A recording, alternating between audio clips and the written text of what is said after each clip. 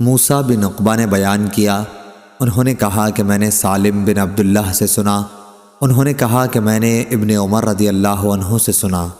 دوسری سند امام بخاری نے کہا اور ہم سے عبداللہ بن مسلمہ قامبی نے بیان کیا، ان سے امام مالک نے، ان سے موسیٰ بن عقبہ نے، ان سے سالم بن عبداللہ نے، انہوں نے اپنے باپ سے سنا، وہ کہہ رہے تھے کہ رسول اللہ صلی اللہ علیہ وسلم نے مسجد ذوالحلیفہ کے قریب ہی پہنچ کر احرام باندھا تھا۔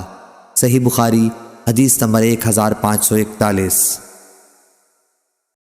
امام مالک نے خبر دی، انہیں نافع نے اور انہیں عبداللہ بن عمر رضی اللہ عنہ نے، کہ ایک شخص نے پوچھا کہ یا رسول اللہ صلی اللہ علیہ وسلم، محرم کو کس طرح کا کپڑا پہننا چاہیے؟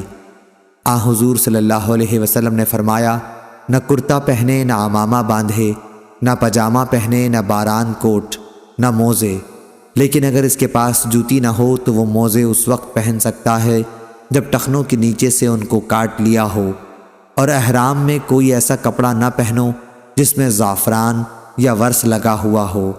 ابو عبداللہ امام بخاری رحمہ اللہ نے کہا کہ محرم اپنا سر دھو سکتا ہے لیکن کنگھا نہ کرے، بدن بھی نہ کھجلانا چاہیے، اور جوں سر اور بدن سے نکال کر زمین پر ڈالی جا سکتی ہے۔ صحیح بخاری حدیث نمبر 1542۔ جریر بن حازم نے بیان کیا، ان سے یونس بن زید نے، ان سے زہری نے، ان سے عبید اللہ بن عبداللہ نے، اور ان سے ابن عباس رضی اللہ عنہ نے کہ عرفات سے مزدلفہ تک اسامہ بن زید رضی اللہ عنہ رسول اللہ صلی اللہ علیہ وسلم کی سواری پر پیچھے بیٹھے ہوئے تھے۔ پھر مزدلفہ سے منا تک حضرت فضل بن عباس رضی اللہ عنہ بیٹھ گئے تھے۔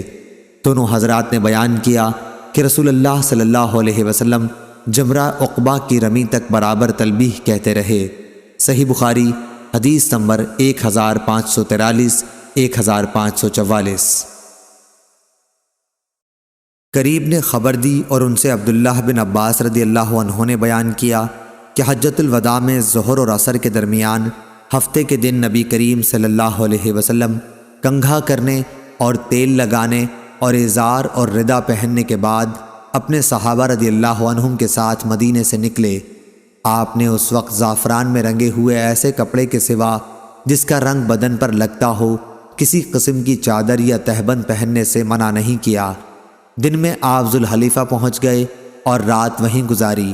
آپ سوار ہوئے اور بیدا سے آپ نے اور آپ کے ساتھیوں نے لبیک کہا اور احرام باندھا اور اپنے اونٹوں کو ہار پہنایا۔ ذی قعدہ کے مہینے میں اب 5 دن رہ گئے تھے۔ پھر آپ جب مکہ پہنچے تو ذی الحجہ کے 4 دن گزر چکے تھے۔ آپ نے بیت اللہ کا طواف کیا اور صفا اور مروہ کی سعی کی۔ آپ ابھی حلال نہیں ہوئے کیونکہ قربانی کے جانور آپ کے ساتھ تھے اور آپ نے ان کی گردن میں ہار ڈال دیا تھا۔ آپ حجون پہاڑ کے نزدیک مکے کے بالائی حصے میں اترے۔ حج کا احرام اب بھی باقی تھا۔ بیت اللہ کے طواف کے بعد پھر آپ وہاں اس وقت تک تشریف نہیں لے گئے جب تک میدان عرفات سے واپس نہ ہو لیے۔ آپ نے اپنے ساتھیوں کو حکم دیا تھا کہ وہ بیت اللہ کا طواف کریں اور صفا و مروہ کے درمیان سعی کریں، پھر اپنے سروں کے بال ترشوا کر حلال ہو جائیں۔ یہ فرمان ان لوگوں کے لیے تھا جن کے ساتھ قربانی کے جانور نہیں تھے۔ اگر کسی کے ساتھ اس کی بیوی تھی تو وہ اس سے ہم بستر ہو سکتا تھا۔ اس طرح خوشبودار اور سلے ہوئے کپڑے کا استعمال بھی اس کے لیے جائز تھا۔ صحیح بخاری حدیث نمبر 1545۔ ابن جریج نے خبر دی، انہوں نے کہا مجھ سے محمد بن المنکدر نے بیان کیا اور ان سے انس بن مالک رضی اللہ عنہ نے بیان کیا۔ انہوں نے کہا کہ نبی کریم صلی اللہ علیہ وسلم نے مدینے میں 4 رکعتیں پڑھیں لیکن ذوالحلیفہ میں 2 رکعت ادا فرمائیں۔ پھر آپ نے رات وہیں گزاری۔ صبح کے وقت جب آپ اپنی سواری پر سوار ہوئے تو آپ نے لبیک پکار دی۔ صحیح بخاری حدیث نمبر 1546۔ ایوب سختیانی نے بیان کیا، ان سے ابو قلابہ نے اور ان سے انس بن مالک نے کہ رسول اللہ صلی اللہ علیہ وسلم نے مدینے میں ظہر 4 رکعت پڑھی لیکن ذوالحلیفہ میں عصر 2 رکعت۔ انہوں نے کہا کہ میرا خیال ہے کہ رات صبح تک آپ نے ذوالحلیفہ میں ہی گزار دی۔ صحیح بخاری حدیث نمبر 1547۔ حماد بن زید نے بیان کیا، ان سے ابو ایوب نے، ان سے ابو قلابہ نے اور ان سے انس بن مالک نے کہ نبی کریم صلی اللہ علیہ وسلم نے ظہر مدینہ منورہ میں 4 رکعت پڑھی، لیکن نماز عصر ذوالحلیفہ میں 2 رکعت پڑھی۔ میں نے خود سنا کہ لوگ بلند آواز سے حج اور عمرہ دونوں کے لیے لبیک کہہ رہے تھے۔ صحیح بخاری حدیث نمبر 1548۔ امام مالک نے خبر دی، انہیں نافع نے اور انہیں عبداللہ بن عمر رضی اللہ عنہ نے کہ رسول اللہ صلی اللہ علیہ وسلم کا تلبیہ یہ تھا: حاضر ہوں اے اللہ، حاضر ہوں میں، تیرا کوئی شریک نہیں، حاضر ہوں، تمام حمد تیرے ہی لیے ہے اور تمام نعمتیں تیری ہی طرف سے ہیں، ملک تیرا ہی ہے، تیرا کوئی شریک نہیں ہے۔ صحیح بخاری حدیث نمبر 1549۔